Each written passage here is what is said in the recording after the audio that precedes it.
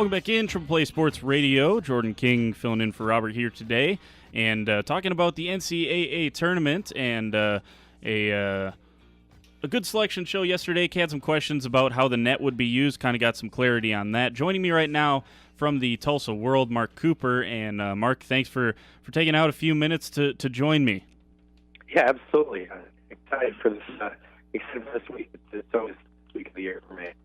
So you were had some good tweets about looked like you were kind of tweeting out the mascots as it went down, and kind of interesting there. St. Louis gets in. Former Oklahoma State coach Travis Ford gets the St. Louis team in, and kind of an interesting one there. We obviously going to have some ties to Tulsa, and we'll get to the Tulsa bracket region coming up here, because I think Tulsa was kind of rewarded a little bit. But St. Louis gets in. What'd you think about that?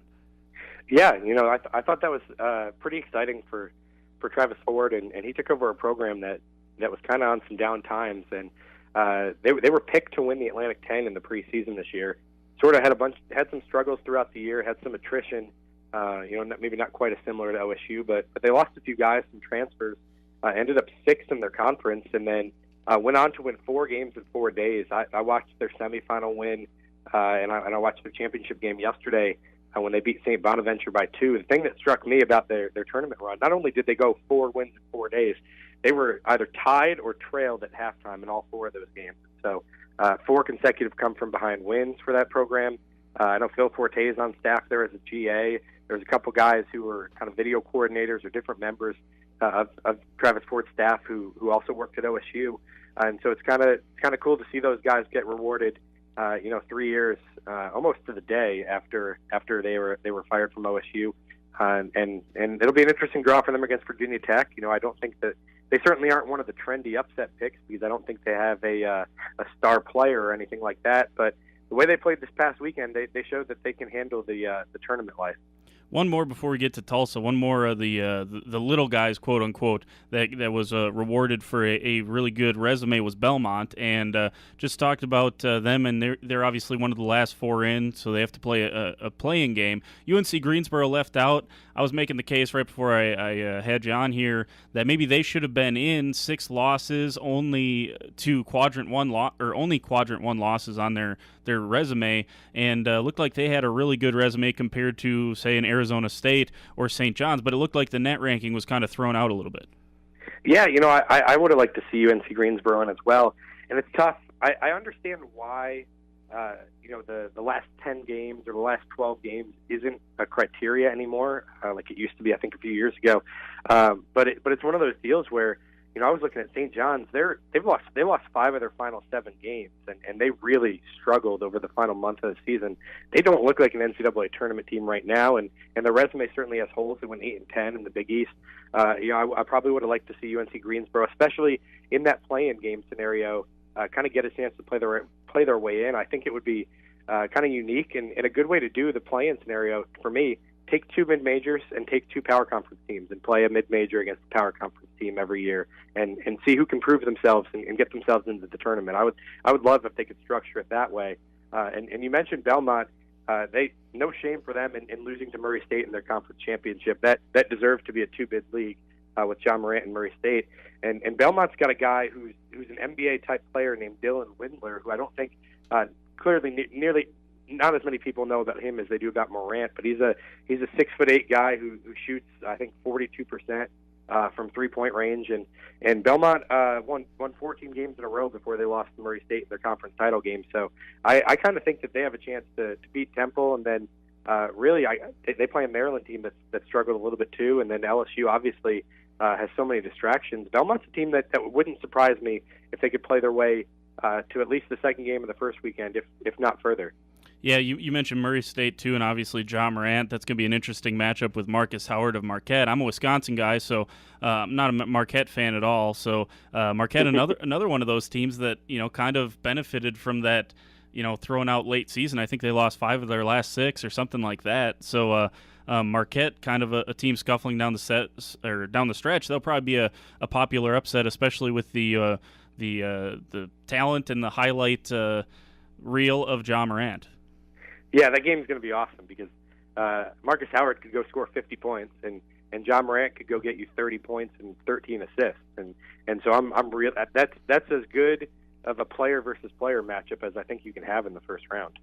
So I want to get to Tulsa because I think Tulsa got a fantastic draw. Texas Tech, Buffalo, Iowa State, Houston. Those are the top seeds, the 3s and the 6s from the Tulsa games, and then Ohio State, an 11 seed. You got to feel like the BOK was counting their blessings after this one, because it seems like they're going to, Iowa State travels well. Houston's not too far away. You have the Kelvin Sampson factor there, and then Texas Tech not too far away either. You got to feel like they were happy with that draw. Yeah, absolutely. Covering OSU, I love following a team on their tournament journey. A couple years ago they went to Indianapolis for the first round, and it was a great trip. But with OSU not in it, I'm obviously in Tulsa this week, and I could not be more excited for those teams that are coming in here, especially after seeing what kind of the fans from Ames and Des Moines did to Kansas City this weekend. I think that they're going to take over Tulsa here in just a couple days, and then I think Texas Tech's going to bring a few thousand fans as well. And so it's going to be a lot of fun, because not only are there some really good teams, but they're close enough that they're going to be able to travel and create a pretty terrific atmosphere. I'm salivating a little bit at the idea of seeing Houston and Iowa State play each other. Those are two teams that I saw play OSU this year, so you know them very well. And Texas Tech and Buffalo. I'm from New York State originally, so I've followed Buffalo a little bit this year as they've had some great success, and they're a team that won in the tournament last year against Arizona. So I think that the potential for Sunday's games in Tulsa, Texas Tech against Buffalo and Houston against Iowa State, this would be the marquee place to be on Sunday. What do you make of Iowa State? Because they could come out, have a cold shooting night, maybe get upset by Ohio State, who I'm not a huge fan of. I think Ohio State has a lot of problems both offensively and defensively. But they could also be a team that continues the hot streak that they had up in Kansas City and shoot lights out, and all of a sudden Houston finds themselves one and done here. Yeah, if you asked me a month into Big 12 play, probably around the end of January, early February, I would have told you. I thought Iowa State was the most talented team in the Big 12. They just got so many guys who can go score, and they're so versatile. I mean, Shayok's terrific, but you saw Michael Jacobson and how impactful he was in the Big 12 tournament, and they get pretty good guard play from Weiler Babb. And so I thought that they had as good a chance as anybody to be the team that unseats Kansas. And then they really struggled down the stretch. They lost 6 of their final 8 games in the regular season. They obviously had a little bit of kind of turmoil internally, and it seemed like this thing was about to completely crumble when they went to the Big 12 tournament. And somehow they get it together. They turn around. They certainly lucked out by not playing Dean Wade, but they played really well against Kansas and against Baylor. And they're a team that when they play that way, they could make the second weekend and make the Sweet 16, and it'll be in Kansas City, and it'll be crazy. But they're just a hard team to figure out, because you never know when they're actually going to show up. You never know when they're going to play defense. I think the offense is usually there for them. I think that they can probably get past Ohio State, but they're going to need to be strong defensively to beat Houston. I think that's a team that's clearly been a top 15 team all year long. You have Kelvin Sampson and Chris Beard, a couple National Coach of the Year candidates, and I think probably top 2 for me as far as what they were able to do. You look at what both programs lost, and then obviously Houston just built up to the notable mid-major this year. But Texas Tech, kind of the opposite of Iowa State as far as they scuffle a little bit against Oklahoma State, although that was a historic shooting performance down in Lubbock by Oklahoma State. And then they get bounced in their first game of the Big 12 tournament. Not great momentum heading into the postseason, but, Texas Tech, defense travels, right? Yeah, absolutely. And I would think that they kind of looked like a team that overlooked West Virginia and Kansas City. I think they just didn't seem to really have it. It seemed like both of the teams West Virginia beat seemed to kind of take West Virginia for being the 10 seed a little bit too lightly. But prior to that, Texas Tech had an unbelievable final month of the season. That OSU game was obviously a scare for them, but they beat Kansas by 29 points, and they beat Baylor by 25. And the first time they played Oklahoma State in Stillwater, they ran away with it. And so if they can get back to playing that way, they're the best defensive team in the country by no matter what metric you use. I think that they've got a slight edge on Virginia in a lot of them, and then they have a lottery pick in Jarrett Culver.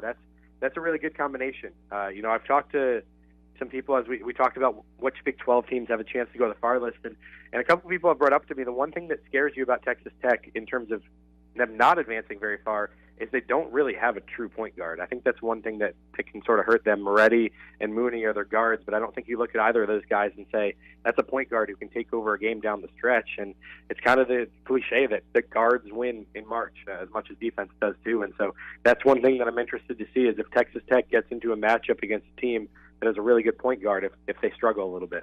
Now, I was reading your region by region previews, and I believe you had Buffalo coming out of the one of the four to come out into the Sweet 16. What do you think? What do you like about Buffalo? Obviously, another one of those mid majors. Yeah, I mean they're going to be really tough, and the matchup with Texas Tech will be really interesting because Buffalo plays at one of the fastest paces in the country. They're one of the best offensive teams in the country, and they're one of the most experienced teams in the country. I'm interested. I can't wait to talk to their star players, a 6'3" guard, TJ Massenberg, who had a really good tournament last year. He's from Dallas, and I think his only offers out of high school were from Prairie View A&M and Buffalo. And now he's averaging 18 points a game on an NCAA tournament team. And I can't wait to sort of ask him, why did nobody in the state of Texas or Oklahoma really come after you? I mean, he could start for Oklahoma State. He could start for OU. He could start for Tulsa. He could probably start for Texas Tech. And he's a guy who ends up in Buffalo and kind of propels this program to new heights. They've won 58 games over the last couple of seasons, and one at Syracuse this year. They lost to Marquette, but they had a really good season. I think that they're going to give Texas Tech some trouble in the second round, and that game is a little bit of a toss-up to me. And I don't know when I submit my final bracket that I'll have Buffalo or Tech, but I think Buffalo is a really dangerous team. Kind of a meteoric rise for them, 13 or 14 seed, I can't remember, from last year. And obviously you mentioned upsetting Arizona, and this year a 6 seed, and probably going to be one of those teams that is a 6 seed that people probably trust a little bit. Villanova, another one. Iowa State, I don't think people will trust a ton, but certainly Maryland, a lot of people, I think that's an upset scenario, talking about Minnesota or Maryland. So it'll be interesting to see how that figures throughout the tournament. I want to ask you this. On the bubble, obviously TCU, Texas suffered kind of from a bubble that kind of burst a little bit with Oregon winning the Pac-12. You had some other bid stealers out there.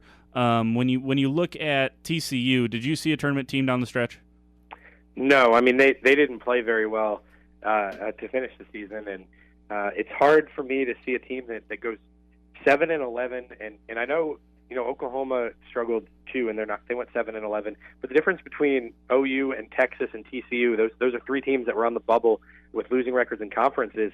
TCU didn't have much to lean on in their non-conference. I think their best win in their non-conference schedule was Fresno State. They didn't really play anybody. USC, I think, was the only power conference team they played in their non-conference.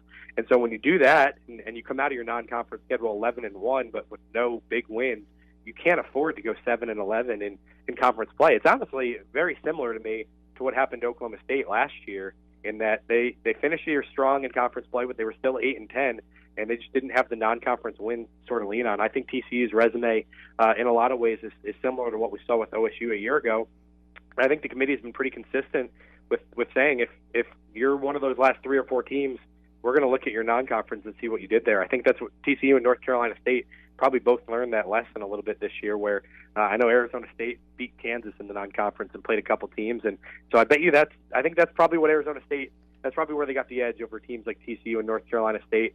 Texas, just too many losses. I never thought that they would put a 500 team in the field, even if Texas had some big wins over Kansas and North Carolina. I couldn't see that one coming at all. I thought TCU was probably going to be one of the 2 or 3 teams right on the cut line, and their schedule probably hurt them in the end.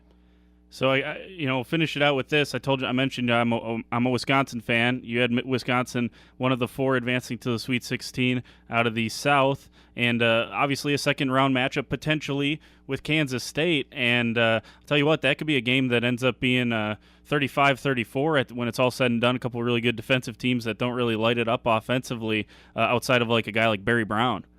Yeah, that Wisconsin quadrant is actually, when I was looking this over this morning, that's honestly maybe the hardest one for me to pick, because Oregon in the last 7 or 8. They've won 8 in a row heading into the tournament, Right. and they've looked like a really good team. They beat Washington by 20 points in the conference championship game, and so for Wisconsin to get past Oregon is going to be a feat in of itself. And then Kansas State is entirely dependent for me on how limited Dean Wade is.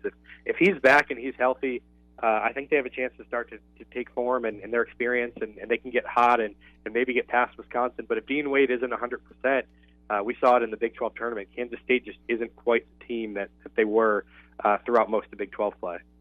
All right, Mark, I appreciate you joining me. And if people want to find you, you are what's your Twitter handle for the folks out there?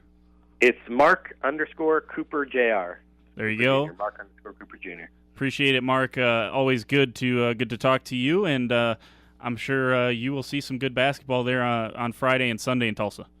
Yeah, thanks, Jordan.